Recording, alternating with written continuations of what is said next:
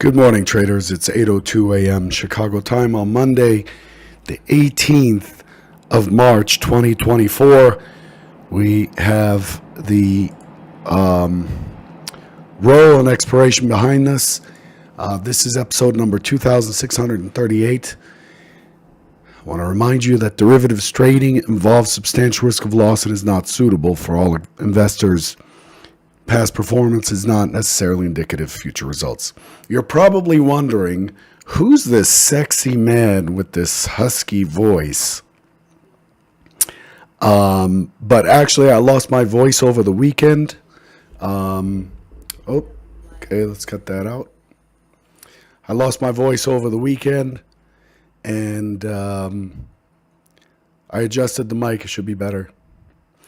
I lost my voice over the weekend, so I was contemplating whether or not I'm going to do a trader bite this morning. Just went ahead with it because I like to drive through. So what do we have today? Overall, risk on sentiment. We do have markets rallying across the board. Autos, tech, real estate, and energy outperforming. Energy becoming a centerpiece in this on this run because it's exceeding its bracket, and it could lead to inflation. Of course, people are going to watch as as crude starts pushing into the $100 mark. Nikkei rallied 2.6%. Japan, overall, Asia closed quite strong. China came out with its Jan-Feb industrial production. They combined Jan-Feb because of the Chinese New Year holiday, and the numbers came out pretty strong out of China. Not much movement in the real estate sector, but overall, a little ray of sunshine there from China. The big news today is that Apple is in discussions with Google for their Gemini AI product, and that's the main push here. So techs are really, really strong. Google up over 5%, NVIDIA up 2.9% as a result. NVIDIA provides the chips, and Google has the tech. So Apple's speaking to Google to see if they can incorporate that Gemini product into its platforms. Tesla's also up 4%, and then we have some things to watch out for. The main themes: we have the Bank of Japan tonight, finally expected to hike by 10 basis points, bringing their negative 0.1% interest rate to 0%. And then, of course, we have the FOMC. So while I'm here, let's go over the calendar for the week. So the triple star, or the really high value news announcements this week. You have Bank of Japan tonight at 11 p.m. Eastern. You have the Reserve Bank of Australia's rate decision at 11:30. Germany has the ZEW economic sentiment number tomorrow at 6 a.m. Eastern. Inflation rate out of Canada. We also have building permits out of the U.S. tomorrow. Wednesday, we have the inflation rate out of Great Britain. And then Wednesday, of course, we have our Fed FOMC decision. If you recall, Waller came out last year and said that they are expecting, things are looking so rosy that they're expecting to cut by March. Well, things have changed, and now it's being pushed back to June, and it is very likely that the Fed is going to cut the number of cuts going forward. So the Fed's going to have to slow the market down a little bit, and because the data is showing that inflation, the rate of change of inflation is slowing to the downside and has upticked, as we saw in CPI and PPI last week. So that's going to have the markets all hot and bothered and in a tizzy. So expecting volatility to pick up this week.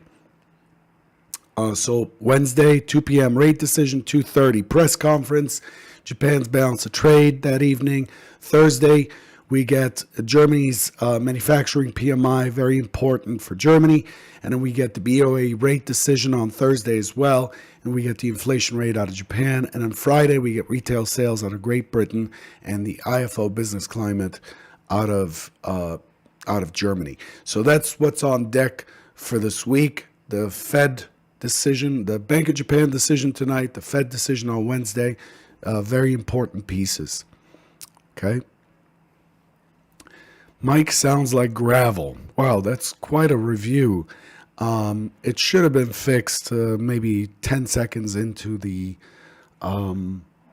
broadcast. Otherwise, you're insulting my voice, which I've lost over the weekend, and I'm slightly recovering. Okay, so that brings us to the S&P. The S&P auction condition is trending overnight. We have a pretty strong pop. You can see the NASDAQ's up 123 basis points. The S&P gapping up 40 points from Friday's settlement. We have 166,000 contracts traded.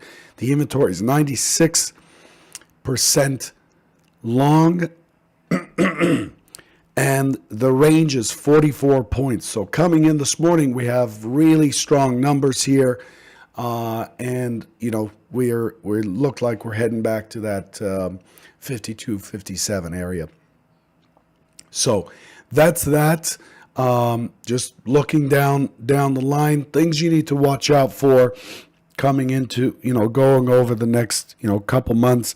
The big decision on Wednesday, which is expected to hold, the Fed's expected to hold at 5.5%. And then you got to keep an eye on commodities, copper, silver, and so on, to see if there's any expectation of growth on the horizon. Iron ore is down over 35%. This doesn't bode well for growth. And volatility, the VIX measures across treasuries and equities are kind of squeezed right now. And this kind of often precedes a break higher. So let's look at the charts. Again, I've lost my voice and it's coming back a little bit. Okay, so we tested and retested this 46, 47 area. Then on Thursday, we left I talked about this on Friday. We left this excess high. We basically opened and dropped on Thursday. And so the expectation on Thursday is we got range extension down, and then this kind of kicked off one time framing down. And what we talked about is we want to see how it behaves inside of this balance zone. Does it come down and hold this area, or does it bounce off? And then on Friday, it bounced off a little bit. Very, very balanced day on Friday, expiration Friday. And we ended up with basically a very balanced profile this morning. We're trading up here. We're back in Thursday's profile. We're right up against, if you look at the overnight high, that overnight high is right at the start of the excess single prints there. So this morning, I'm watching very carefully to see what it does with this excess. If we push into the excess right away this morning, what that tells me is that I need to be long, and it tells me I need to shoot for that 46, 47 area, that double top that you see there with this box. That area becomes a big target. And of course, depending on how we bust through that area, expecting stops above there, depending on how we bust through that area into the 52.50, then the 52.57 becomes vulnerable, and we start to move even higher. So this morning, I want to see how does it act as it gets into the single prints from this day. So let's expand this day a little bit and look at it. So this is a chart I use to monitor the overall auction. And so you can see here that the overnight session went and stopped right there. And this represents the excess. This becomes the excess. So everything above this 52.26 even, or 52.26 quarter and above becomes part of the excess. When we leave an excess behind and we come back and we start to fill it in, we generally go all the way through. This is an area where sellers were very active, so we quote unquote shouldn't be back here if the auction still believes that value is down below or balance is down below. If the market opens and it starts to push up into the excess, and we see collision after collision after collision as those sellers come back in and either offer, icebergs or whatever, or start hitting the bid, then we're looking for this thing to fall through. And then the bigger trade today is actually not the run up through the excess to 46, 47. The bigger trade is the gap to settle all the way down here, basically taking this Google, Apple, Nvidia news and discounting it, bringing us all the way back to our most recent and most prominent acceptance, which will be down at the low of the overnight session, which is at 51.82 basically. Gap to settle trade. But the primary scenario, going with the fact that we broke Friday's high and ended the one-time framing down, is a consolidation on the open and a quick push, a pullback, and then continuation to target 42, 46, 47. And then from there, we're looking for a push to that prior high of 57 and on and upwards to 5,300 for all-time highs. So Thursday, you can see that Thursday there was quite a bit of acceptance right here. That's the value area right there in volume and in TPO. So to me, if it tests up and it comes in, it's likely to be choppy in here into Thursday's acceptance before it lets go. So we might end up with another snoozer. But the overnight range is pretty decent. And it leaves us with a gap below. So we're out of balance to the buy side. So one side or the other is likely to be wrong. So I'm expecting pretty decent volatility this morning, no matter what it does. Okay, so that's the view. Go with the trend. So the primary scenario is it breaks and fills the excess and goes to 46, 47. Secondary is it tries to get into the excess from last week, from last Thursday, fails back down, and then we have a gap to settle trade, but it has to go through kind of a messy area from last Thursday's balance, right? We pulled all the way down, but we ended up with what was a balanced day after putting the excess in at the top.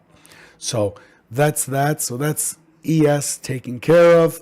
The overnight session, looking at the overnight session for the ES, you can see here that we've basically trended up from the open. So overall, the first area you want to pay attention to is the stock zone at 52.05. If we drop 52.05 becomes a key area to check. We have single prints from 52.19, something like that. Once it drops below there, then 52.05 on the short side becomes pretty prominent. I'm not seeing a huge amount of delta. We're back monitoring delta. If you look at the rally, here, the rally was relatively strong, but look at the delta. It's just the delta has come way off while prices remain near highs. So this is an indication to me that there's potentially not that much interest in this news. The Delta pushed up with the rally, but has come all the way back. Looks like profit taking right there by large lots. Small lots, very large lots participated early. See, they came in right in here before the rest of the crowd got in. But they've been sellers. As soon as that high was made in the ES, you can see that large lots, the yellow line, they started to become sellers and they're negative. So to me, that scenario of checking the excess and falling off is has a pretty decent probability this morning. So I'm willing to go in either direction. You just need to be patient enough to actually see what the market is doing and to actually have it do it, rather than being that trader that's anticipating getting in early, getting stopped, getting in early, getting stopped, and then it finally breaks through, and then you're not a part of that. You're not a part of that move. That's very common. So that's what I've got there for the ES. The NQ, same basic story.